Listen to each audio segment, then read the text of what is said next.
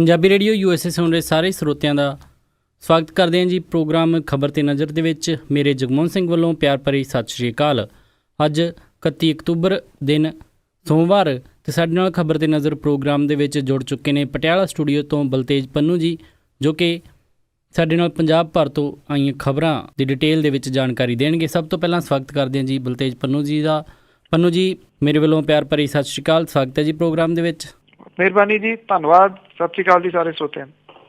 ਧੰਨਵਾਦ ਜੀ। ਅਤੇ ਪ੍ਰੋਗਰਾਮ ਦੀ ਸ਼ੁਰੂਆਤ ਕਰਨ ਤੋਂ ਪਹਿਲਾਂ ਧੰਨਵਾਦ ਕਰਦੇ ਹਾਂ ਜੀ ਆਪਣੇ ਸਪੋਂਸਰਸ ਦਾ, ਜਿਨ੍ਹਾਂ ਨੇ ਇਸ ਪ੍ਰੋਗਰਾਮ ਦੇ ਵਿੱਚ ਸਹਿਯੋਗ ਪਾਇਆ। ਸਾਡੇ ਅੱਜ ਦੇ ਇਸ ਪ੍ਰੋਗਰਾਮ ਨੂੰ ਸਪੋਂਸਰ ਕਰ ਰਹੇ ਹਨ ਸੂਬੇਦਾਰ ਸੁਰਜੀਤ ਸਿੰਘ ਖੰਗੂੜਾ ਅਤੇ ਪਰਿਵਾਰ ਸੈਨ ਹੋਜ਼ੇ ਤੋਂ, ਖਾਲਸਾ ਇੰਸ਼ੋਰੈਂਸ ਏਜੰਸੀ ਵਾਲੇ ਸੈਨ ਹੋਜ਼ੇ ਤੋਂ, ਜੋ ਕਿ ਹਰ ਪ੍ਰਕਾਰ ਦੀ ਇੰਸ਼ੋਰੈਂਸ ਕਰਦੇ ਹਨ। ਇਸ ਦੇ ਨਾਲ ਗੁਰਦੀਪ ਸਿੰਘ ਵਿਰਦੀ ਕਲੋਵਿਸ ਤੋਂ, ਈਸ਼ਨਜੀਤ ਸਿੰਘ ਕਲੋਟੀ ਤੇ ਪਰਿਵਾਰ ਯੂਬਾ ਸਿਟੀ ਤੋਂ, ਸਤਨਾਮ ਸਿੰਘ ਸ਼ੇਰਗਿੱਲ ਤੇ ਪਰਿਵਾਰ ਸਲਮਾ ਤੋਂ, ਜਸਵੀਰ ਸਿੰਘ ਜੋਸ਼ਨ ਜੀ ਮਾਊਂਟੇਨ ਹਾਊਸ ਤੋਂ। ਜੇਕਰ ਤੁਸੀਂ ਵੀ ਇਸ ਪ੍ਰੋਗਰਾਮ ਨੂੰ ਜਾਂ ਪੰਜਾਬੀ ਰੇਡੀਓ USA ਦੇ ਕਿਸੇ ਹੋਰ ਪ੍ਰੋਗਰਾਮ ਨੂੰ ਸਪੋਂਸਰ ਕਰਨਾ ਚਾਹੁੰਦੇ ਹੋ ਤਾਂ ਤੁਸੀਂ ਕਾਲ ਕਰ ਸਕਦੇ ਹੋ 408-722-7698 'ਤੇ, ਜਾਂ ਫਿਰ ਸਾਡੀ ਈਮੇਲ ਐਡਰੈਸ info@punjabiradiousa.com 'ਤੇ ਈਮੇਲ ਵੀ ਕਰ ਸਕਦੇ ਹੋ। ਅਤੇ ਖਬਰਾਂ ਦਾ ਸਿਲਸਿਲਾ ਅੱਜ ਸ਼ੁਰੂ ਕਰਦੇ ਹਾਂ ਜੀ। ਪੰਨੂ ਜੀ, ਸਭ ਤੋਂ ਪਹਿਲੀ ਜਿਹੜੀ ਖਬਰ ਆ ਰਹੀ ਹੈ ਜੀ, ਭੋਪਾਲ ਦੇ ਵਿੱਚ ਹੋਏ ਪੁਲਿਸ ਮੁਕਾਬਲੇ ਦੇ ਉੱਤੇ ਕਈ ਸਵਾਲ ਉੱਠ ਰਹੇ ਆ। ਚਲੀ ਜੀ, ਇਹ ਖਬਰ ਕੱਲ ਪਹਿਲਾਂ ਸਵੇਰ ਦੇ ਸਮੇਂ ਜਿਹੜੀ ਇਹ ਆਈ ਕਿ ਭੋਪਾਲ ਦੇ ਜੇਲ੍ਹ ਦੇ ਵਿੱਚੋਂ ਸਿੰਮੀ ਨਾਲ ਸੰਬੰਧਿਤ ਜਿਹੜੇ ਦੀ ਕੁਝ ਵਿਅਕਤੀ ਜਿਹੜੇ ਕਿ ਅੰਡਰ ਟਰਾਇਲ ਸੀਗੇ, ਉਹ ਜੇਲ੍ਹ ਦੇ ਵਿੱਚੋਂ ਭੱਜ ਗਏ ਨੇ। ਕੁਝ ਘੰਟਿਆਂ ਤੋਂ ਬਾਅਦ ਹੀ ਜਿਹੜੀ ਹੈ ਜੀ ਇਹ ਖਬਰ ਆਉਣੀ ਸ਼ੁਰੂ ਹੋ ਗਈ ਕਿ ਉਹਨਾਂ ਦਾ ਮੁਕਾਬਲਾ ਹੋ ਗਿਆ, ਔਰ ਇਹ ਮੁਕਾਬਲਾ ਪੁਲਿਸ ਦੇ ਨਾਲ ਹੋਇਆ, ਜਿਹਦੇ ਵਿੱਚ 8 ਦੇ 8 ਇਹ ਜਿਹੜੇ ਜੇਲੋਂ ਭੱਜੇ ਵਿਅਕਤੀ ਸੀਗੇ ਉਹਨਾਂ ਦੀ ਮੌਤ ਹੋ ਗਈ ਆ। ਉਹ ਹਲਾਕ ਜਿਹੜਾ ਜੀ ਉਹ ਹੋ ਗਏ ਨੇ। ਹੁਣ ਜਿਹੜਾ ਇੱਕ ਪਾਸੇ ਤਾਂ ਜੇਲ੍ਹ ਸੁਪਰਡੈਂਟ ਨੇ 4 ਵਿਅਕਤੀ ਜਿਹੜੇ ਨੇ ਮੁਅੱਤਲ ਕਰ ਦਿੱਤੇ ਗਏ ਨੇ। ਕੇਂਦਰ ਦੀ ਸਰਕਾਰ ਨੇ ਜਿਹੜੀ ਆ ਜੀ ਉਹ ਰਿਪੋਰਟ ਮੰਗੀ ਆ। ਜਿਹੜੀਆਂ ਵਿਰੋਧੀ ਧਿਰਾਂ ਨੇ, ਜਿਹਦੇ ਵਿੱਚ Congress, Aam Aadmi party, CPM, AIM ਜਿਹੜੀ ਆ ਜੀ, ਉਹਨਾਂ ਨੇ ਇਹਦੀ ਜਾਂਚ ਜਿਹੜੀ ਆ ਜੀ ਉਹ ਕਰਾਉਣ ਦੀ ਮੰਗ ਕੀਤੀ ਆ ਜੀ। ਇਸ ਮੁਕਾਬਲੇ ਦੇ ਉੱਤੇ ਵੱਡੇ ਸਵਾਲ ਜਿਹੜੇ ਆ ਜੀ ਉਹ ਖੜੇ ਹੋ ਰਹੇ ਨੇ। ਕੁਝ ਗੱਲਾਂ ਜਿਹੜੀਆਂ ਜੀ ਉਹ ਬੜੀਆਂ ਅਜੀਬੋ ਗਰੀਬ ਨੇ ਕਿ ਇੱਕ ਤਾਂ ਜਿਹੜੇ ਇਹਨਾਂ ਦੇ ਸ਼ੂਜ਼ ਵਗੈਰਾ ਪਾਏ ਹੋਏ ਸੀਗੇ ਤੇ ਬੈਲਟਾਂ ਜਿਹੜੀਆਂ ਲੱਗੀਆਂ ਸੀਗੀਆਂ, ਇਹ ਕਿਹਾ ਜਾ ਰਿਹਾ ਜੀ ਕਿ ਜੇਲ੍ਹ ਦੇ ਅੰਦਰ ਤਾਂ ਇਹ ਮੌਜੂਦ ਨਹੀਂ ਹੁੰਦਾ, ਔਰ ਜਿਹੜੀਆਂ ਇਹ ਡੈੱਡ ਬੋਡੀਜ਼ ਮਿਲੀਆਂ ਜੀ ਉਹਨਾਂ ਦੇ ਕੋਲੋਂ ਡਰਾਈ ਫਰੂਟ ਜਿਹੜਾ ਜੀ ਉਹ ਮਿਲਣਾ, ਇਹ ਵੀ ਕੁਝ ਸਵਾਲ ਜਿਹੜੇ ਆ ਉਹ ਖੜੇ ਕਰ ਰਿਹਾ। ਔਰ ਜੇ ਮੁਕਾਬਲਾ ਹੋਇਆ, ਹਥਿਆਰ ਇਹਨਾਂ ਦੇ ਕੋਲੋਂ ਜਿਹੜੇ ਆ ਜੀ ਉਹ ਦਿਖਾਏ ਆ, ਤੇ ਫਿਰ ਦੁਵੱਲੀ ਫਾਇਰਿੰਗ ਜਿਹੜੀ ਆ ਜੀ ਉਹ ਕਿਉਂ ਨਹੀਂ ਹੋਈ, ਇਹ ਵੀ ਜਿਹੜਾ ਜੀ ਉਹ ਇੱਕ ਸਵਾਲ ਜਿਹੜਾ ਜੀ ਉਹ ਹੈ।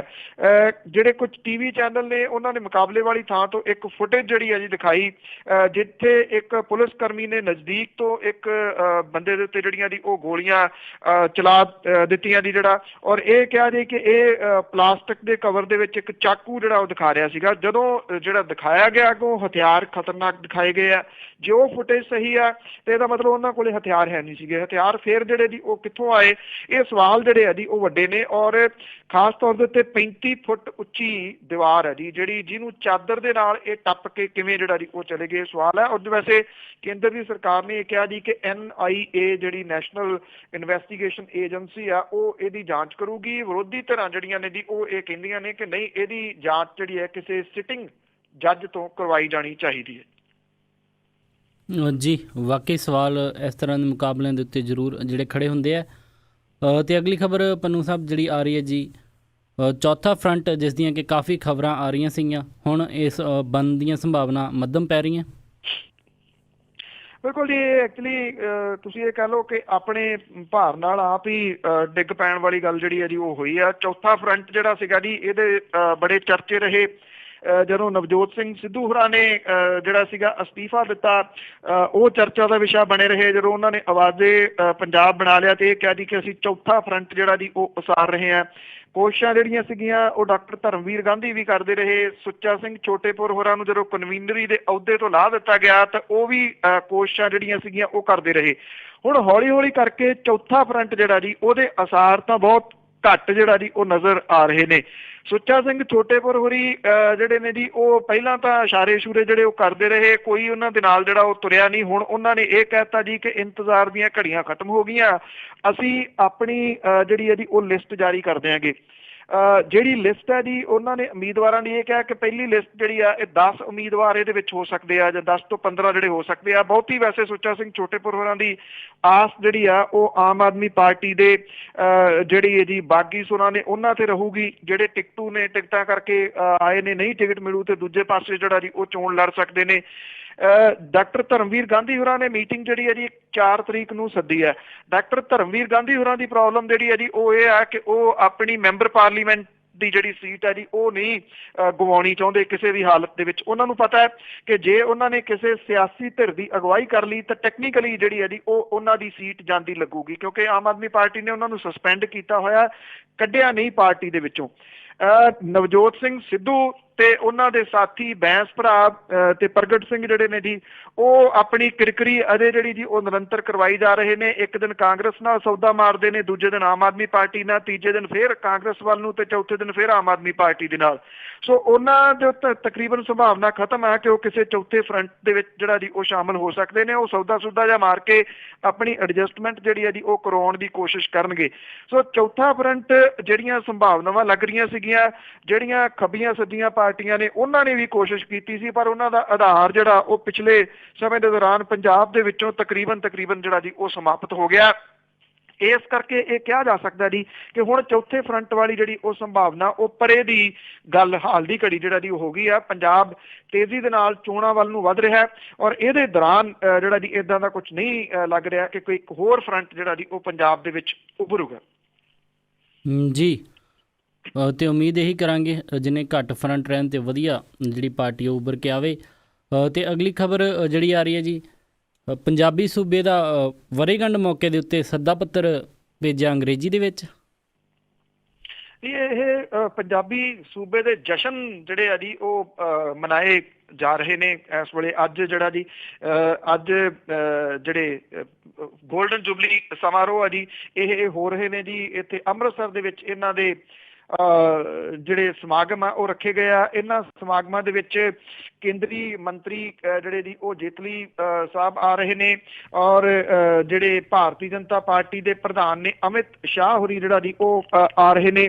ਔਰ ਇਹਦੇ ਜਿਹੜਾ ਸੱਦਾ ਪੱਤਰ ਹੈ ਜੀ, ਹੈਰਾਨੀ ਵਾਲੀ ਗੱਲ ਆ, ਅੰਗਰੇਜ਼ੀ ਦੇ ਵਿੱਚ ਇਹ ਸੱਦਾ ਪੱਤਰ ਜਿਹੜਾ ਜੀ ਉਹ ਦਿੱਤਾ ਗਿਆ ਔਰ ਇੱਥੋਂ ਵੀ ਪੰਜਾਬੀ ਭਾਸ਼ਾ ਜਿਹੜੀ ਆ ਉਹ ਗਾਇਬ ਕਰ ਦਿੱਤੀ ਗਈ ਹੈ। ਕਿਹਾ ਤਾਂ ਪ੍ਰਚਾਰਿਆ ਤਾਂ ਇਹ ਜਾ ਰਿਹਾ ਨਾ ਜੀ ਕਿ ਪੰਜਾਬੀ ਸੂਬੇ ਦੇ ਵਾਸਤੇ ਸੰਘਰਸ਼ ਕਰਨ ਵਾਲੇ, ਡਟਣ ਵਾਲੇ ਜਿਹੜੇ ਲੋਕ ਸੀਗੇ ਜੀ ਉਹ ਪੰਜਾਬੀ ਬੋਲੀ ਨੂੰ ਪਿਆਰ ਕਰਨ ਵਾਲੇ ਸੀਗੇ ਜੀ।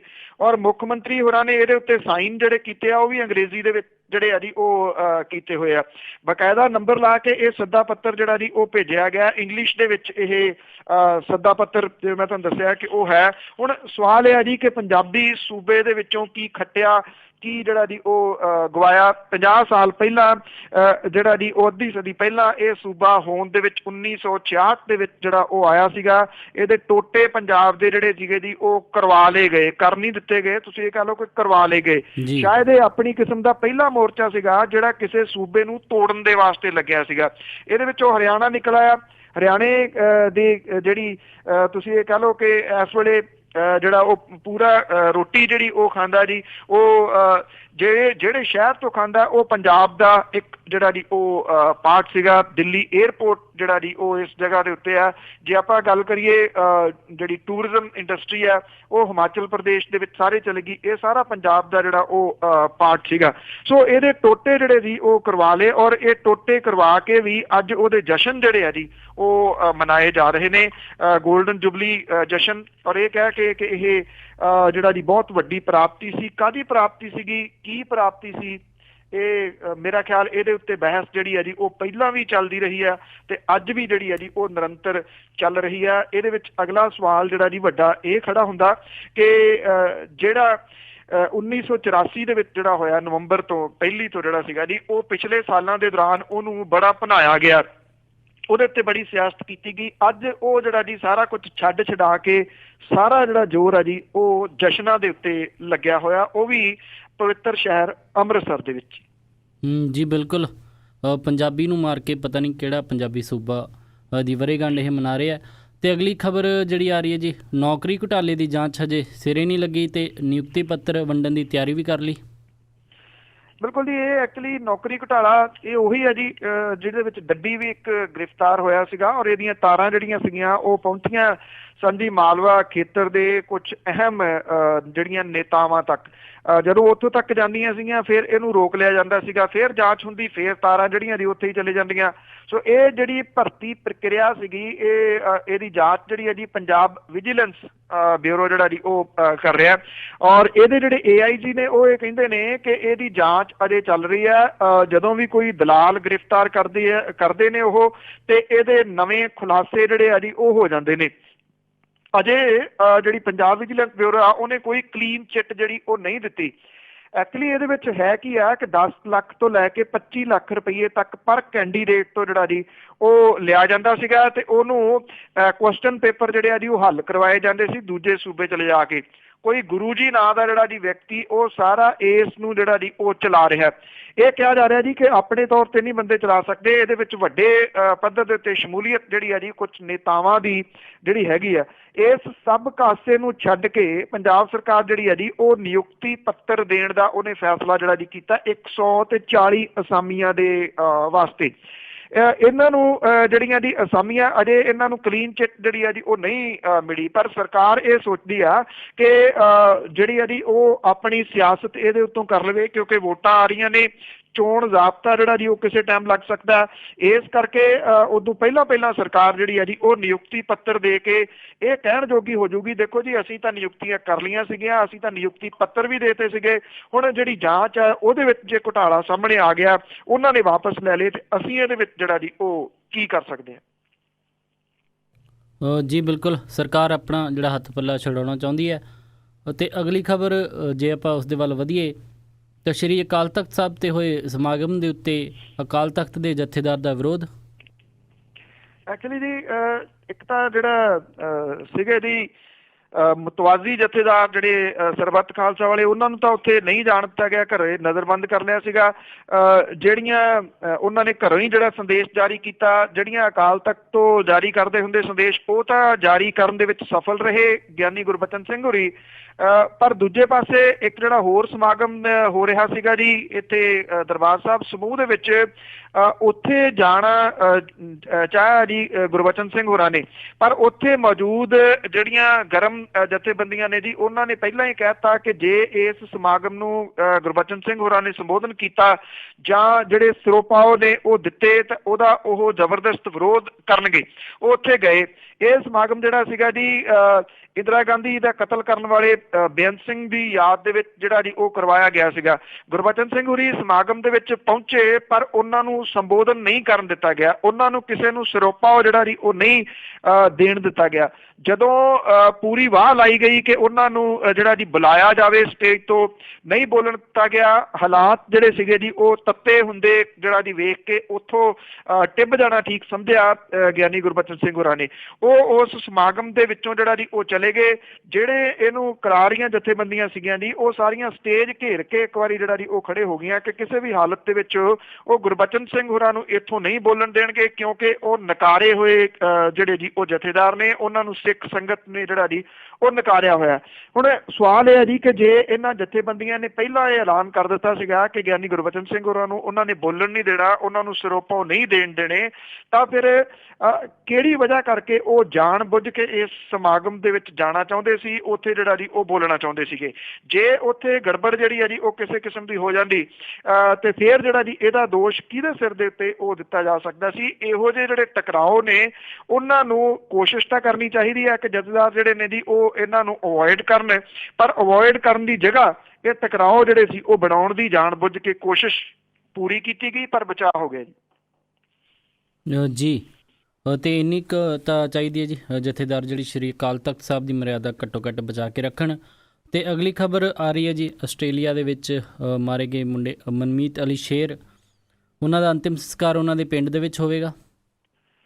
ਜੀ ਮਨਮੀਤ ਅਲੀ ਸ਼ੇਰ ਦੀ ਜਿਹੜੀ ਮ੍ਰਿਤਕ ਦੇਹ ਹੈ ਉਹਦੇ ਪਰਿਵਾਰਕ ਮੈਂਬਰਾਂ ਦੇ ਸਪੁਰਦ ਜਿਹੜੀ ਹੈ ਉਹ ਕਰ ਦਿੱਤੀ ਗਈ ਆ ਔਰ ਉਹ ਜਿਹੜੇ ਮੈਂਬਰ ਨੇ ਜੀ ਉੱਥੋਂ ਚੱਲਣ ਵਾਲੇ ਨੇ ਆਸਟ੍ਰੇਲੀਆ ਤੋਂ ਔਰ ਦੇਰ ਰਾਤ ਤੱਕ ਅੱਜ ਦੇ ਮੁਕਾਬਲੇ ਜਿਹੜਾ ਜੀ ਇੱਥੇ ਆ ਸਕਦੀ ਆ ਉਹ, ਔਰ ਕੱਲ ਨੂੰ ਜਿਹੜੀ ਆ ਜੀ ਉਹ ਉਹਨਾਂ ਦੇ ਪਿੰਡ ਪਹੁੰਚ ਸਕਦੀ ਹੈ। ਅਲੀ ਸ਼ੇਰ ਉਹਨਾਂ ਦਾ ਪਿੰਡ ਹੈ ਸੰਗਰੂਰ ਡਿਸਟ੍ਰਿਕਟ ਦੇ ਵਿੱਚ।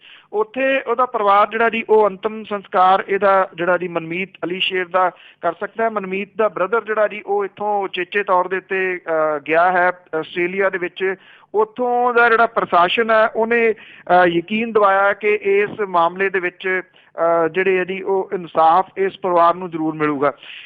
ਜਿਹੜੇ ਭਾਰਤ ਦੇ ਪ੍ਰਧਾਨ ਮੰਤਰੀ ਨੇ ਨਰਿੰਦਰ ਮੋਦੀ ਹੋਰਾਂ ਨੇ ਵੀ ਆਪਣੇ ਹਮਰੁਤਬਾ ਜਿਹੜੇ ਉੱਥੋਂ ਦੇ ਆਸਟ੍ਰੇਲੀਅਨ ਪ੍ਰਾਈਮ ਮਿਨਿਸਟਰ ਨੇ ਉਹਨਾਂ ਦੇ ਨਾਲ ਮੁਲਾਕਾਤ ਜਿਹੜੀ ਹੈ ਜੀ ਉਹ ਉਹਨਾਂ ਨਾਲ ਫੋਨ ਦੇ ਉੱਤੇ ਗੱਲਬਾਤ ਜਿਹੜੀ ਉਹ ਕੀਤੀ ਆ ਔਰ ਇਹ ਕਿਹਾ ਕਿ ਜਿਹੜਾ ਭਾਈਚਾਰਾ ਇਸ ਮੁਲਕ 'ਚ ਰਹਿੰਦਾ ਉਹਦੀ ਸੁਰੱਖਿਆ ਜਿਹੜੀ ਹੈ ਜੀ ਉਹ ਯਕੀਨੀ ਬਣਾਈ ਜਾਵੇ ਔਰ ਸਖਤ ਸਜ਼ਾ ਜਿਹੜੀ ਹੈ ਜੀ ਉਹ ਦਿੱਤੀ ਜਾਵੇ। ਦੂਜੇ ਪਾਸੇ ਜਿਹੜਾ ਪ੍ਰਸ਼ਾਸਨ ਹੈ ਉੱਥੋਂ ਦਾ ਉਹਦਾ ਪੂਰਾ ਜ਼ੋਰ ਜਿਹੜਾ ਜੀ ਉਹ ਲੱਗਿਆ ਹੋਇਆ ਹੈ ਕਿ ਮਨਮੀਤ ਦੇ ਉੱਤੇ ਹਮਲਾ ਕਰਨ ਵਾਲੇ ਵਿਅਕਤੀ ਜਿਹੜਾ ਵਿਅਕਤੀ ਆ ਉਹਨੂੰ ਦਿਮਾਗੀ ਤੌਰ ਦੇ ਉੱਤੇ ਪਰੇਸ਼ਾਨ ਜਿਹੜਾ ਉਹ ਠਹਿਰਾਇਆ ਜਾਵੇ। ਹੁਣ ਸਵਾਲ ਜਿਹੜਾ ਜੀ ਵੱਡੇ ਪੱਧਰ ਦੇ ਉੱਤੇ ਆਸਟ੍ਰੇਲੀਆ ਦੇ ਵਿੱਚ ਰਹਿੰਦੀ ਪੰਜਾਬੀ ਕਮਿਊਨਿਟੀ ਜਿਹੜੀ ਆ ਉਹ ਇਹ ਉਠਾ ਰਹੀ ਹੈ ਕਿ ਜੇ ਉਹ ਬੰਦਾ ਦਿਮਾਗੀ ਤੌਰ ਦੇ ਉੱਤੇ ਪਰੇਸ਼ਾਨ ਹੈ ਤਾਂ ਫਿਰ ਉਹਨੇ ਇਹੋ ਜਿਹਾ ਜਲਨਸ਼ੀਲ ਇਹ ਪਦਾਰਥ ਕਿੱਥੋਂ ਖਰੀਦਿਆ ਤੇ ਉਹ ਰੇਕੀ ਜਿਹੜੀ ਸੀਗੀ ਜੀ ਉਹ ਕਿਵੇਂ ਕਰਦਾ ਰਿਹਾ ਇਸ ਸਾਰੀ ਘਟਨਾ ਨੂੰ ਅੰਜਾਮ ਦੇਣ ਤੋਂ ਪਹਿਲਾਂ। ਸੋ ਸਵਾਲ ਬਹੁਤ ਵੱਡੇ ਜਿਹੜੇ ਆ ਜੀ ਉਹ ਖੜੇ ਆ।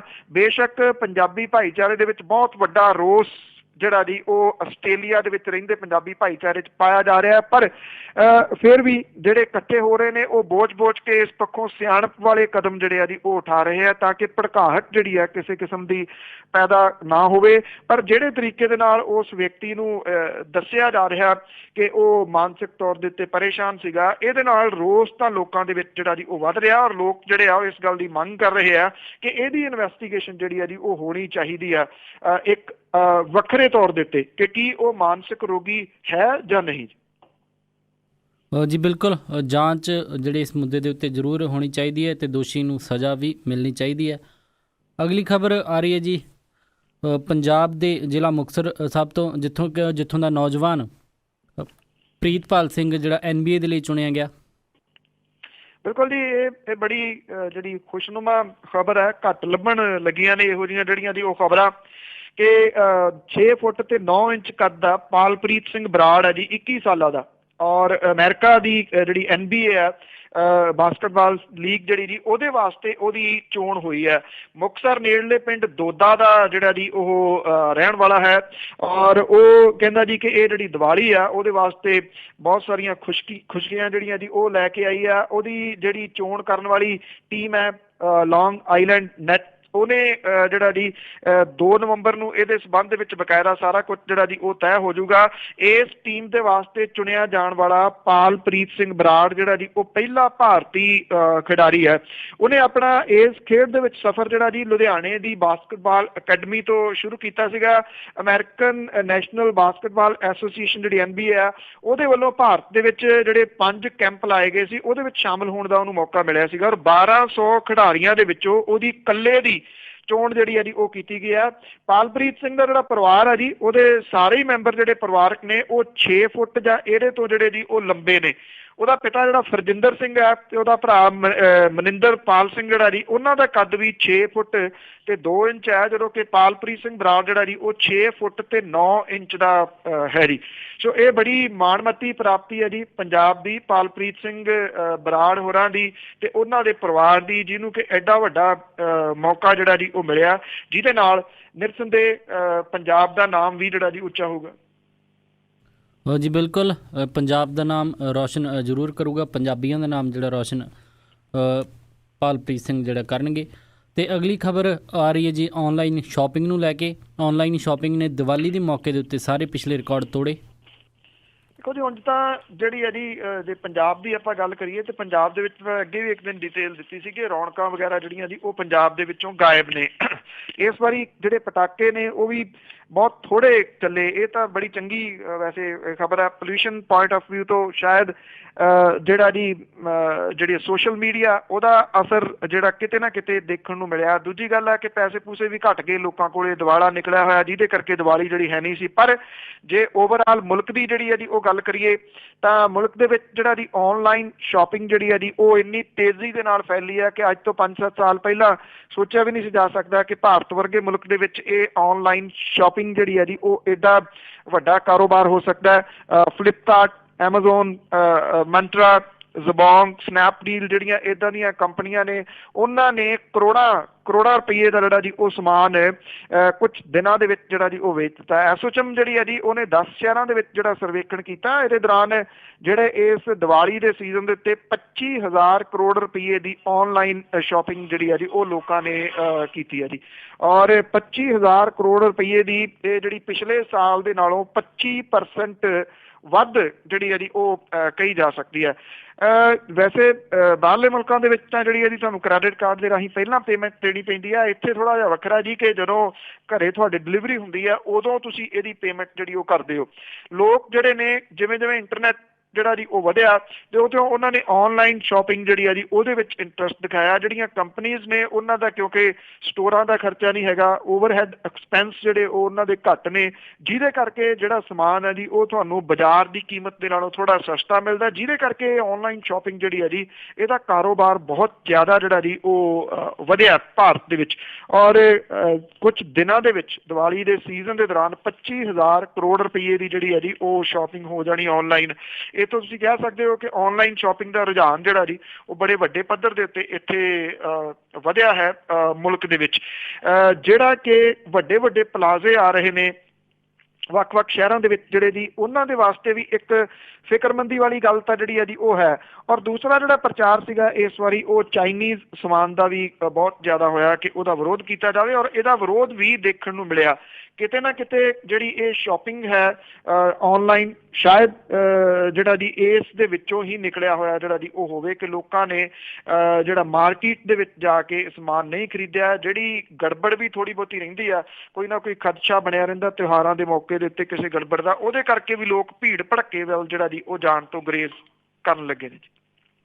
ਧੰਨਵਾਦ ਜੀ। ਤੇ ਜਾਣ ਤੋਂ ਪਹਿਲਾਂ ਅੱਜ ਦਾ ਅਜਨਾਮਾ ਕਿ ਹਿੱਸਾ ਅਸੀਂ ਵੀ ਉਸ ਹਾਂ ਮੀਡੀਏ ਦਾ ਜਿਹੜਾ ਕਰੇ ਨਾ ਕਦੇ ਵੀ ਸੰਗ ਬੇਲੀ ਜੀ। ਹਿੱਸਾ ਅਸੀਂ ਵੀ ਉਸ ਹਾਂ ਮੀਡੀਏ ਦਾ ਜਿਹੜਾ ਕਰੇ ਨਾ ਕਦੇ ਵੀ ਸੰਗ ਬੇਲੀ। ਇੱਕ ਸਾਹੇ ਤਾਂ ਅਮਨ ਦਾ ਰਾਗ ਗਾਵੇ, ਦੂਜੇ ਸਾਹ ਹੀ ਮੰਗ ਰਿਹਾ ਜੰਗ ਬੇਲੀ ਜੀ। ਚਰਚਾ ਜਦੋਂ ਸ਼ਹੀਦੀ ਦੀ ਕਰਨ ਲੱਗੇ, ਲੱਗਦਾ ਮਾਰਦਾ ਖਬਰ ਦੇ ਡੰਗ ਬੇਲੀ। ਹੁੰਦੀ ਇੰਨੀ ਕੁ ਭੱਦੀ ਫਿਰ ਪੇਸ਼ਕਾਰੀ, ਲੋਕੀ ਵੇਖ ਕੇ ਹੁੰਦੇ ਕਈ ਤੰਗ ਬੇਲੀ ਜੀ। ਦੁਖੀ ਹੋਏ ਜੇ ਚੈਨਲ ਨੂੰ ਬਦਲ ਲੈਂਦੇ, ਕੀਤੀ ਉੱਥੇ ਵੀ ਹੁੰਦੀ ਆ ਅੱਤ ਬੇਲੀ।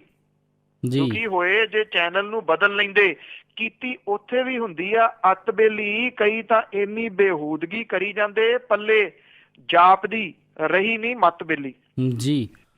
ਬਹੁਤ ਬਹੁਤ ਧੰਨਵਾਦ ਜੀ ਪੰਨੂ ਜੀ, ਤੁਸੀਂ ਸਾਡੇ ਨਾਲ ਜੁੜੇ ਤੇ ਇਹਨਾਂ ਸਾਰੀਆਂ ਖਬਰਾਂ ਦੇ ਨਾਲ ਸਾਨੂੰ ਜਾਣੂ ਕਰਵਾਇਆ। ਇੱਕ ਵਾਰੀ ਫਿਰ ਮੇਰੇ ਵੱਲੋਂ ਜੀ ਤੁਹਾਨੂੰ ਪਿਆਰ ਭਰੀ ਸਤਿ ਸ਼੍ਰੀ ਅਕਾਲ ਤੇ ਬਹੁਤ ਬਹੁਤ ਧੰਨਵਾਦ ਜੀ। ਮਿਹਰਬਾਨੀ ਜੀ, ਧੰਨਵਾਦ ਜੀ, ਸਤਿ ਸ਼੍ਰੀ ਅਕਾਲ ਜੀ। ਧੰਨਵਾਦ ਜੀ। ਤੇ ਸਰੋਤਿਓ, ਇਹ ਸਨ ਬਲਤੇਜ ਪੰਨੂ ਜੋ ਸਾਡੇ ਨਾਲ ਅੱਜ ਦੇ ਦਿਨ ਜੁੜਦੇ ਨੇ ਤੇ ਪੰਜਾਬ ਭਰ ਤੋਂ ਆਈਆਂ ਖਬਰਾਂ ਨਾਲ ਸਾਨੂੰ ਜਾਣੂ ਕਰਵਾਉਂਦੇ ਨੇ। ਇਸੇ ਦੇ ਨਾਲ ਅੱਜ ਦਾ ਇਹ ਪ੍ਰੋਗਰਾਮ ਖਬਰ ਤੇ ਨਜ਼ਰ ਇੱਥੇ ਹੀ ਸਮਾਪਤ ਕਰਦੇ ਹਾਂ ਤੇ ਇਜਾਜ਼ਤ ਲੈਂਦੇ ਹਾਂ ਜੀ। ਮਿਲਾਂਗੇ ਕੱਲ੍ਹ ਨੂੰ ਫਿਰ ਦੁਬਾਰਾ ਇਸ ਪ੍ਰੋਗਰਾਮ ਦੇ ਵਿੱਚ। ਤਦ ਤੱਕ ਲਈ ਸਾਰਿਆਂ ਨੂੰ ਪਿਆਰ ਭਰੀ ਸਤਿ ਸ਼੍ਰੀ ਅਕਾਲ। ਸੁਣਦੇ ਰਹੋ ਪੰਜਾਬੀ ਰੇਡੀਓ USA।